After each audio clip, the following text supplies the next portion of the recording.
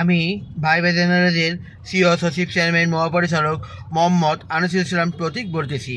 সারাদিন অফিস করে বাসায় ফিরতেছি।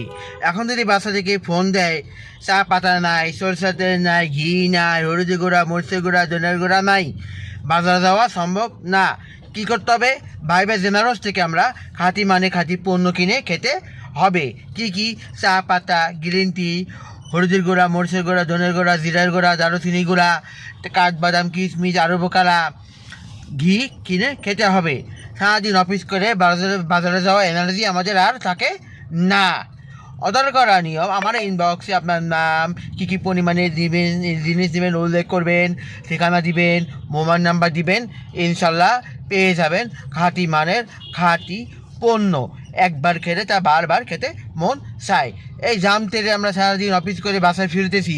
এখন যদি বাসা থেকে বলে এই নাই, বাজারে যাওয়া সম্ভব না। কি নাই? চা পাতা নাই, গ্রিন টি নাই, সরষের তেল নাই, ঘি নাই, হলুদের গুঁড়া, মরিচের গুঁড়া নাই। এখন আমাদের বাজারে যাওয়া সম্ভব না। সেই ক্ষেত্রে কী করতে হবে? ভাইবা জেনারেলস থেকে আমরা খাঁটি পণ্য কিনে খেতে হবে। সবাই ভালো থাকবো। আসসালামু আলাইকুম।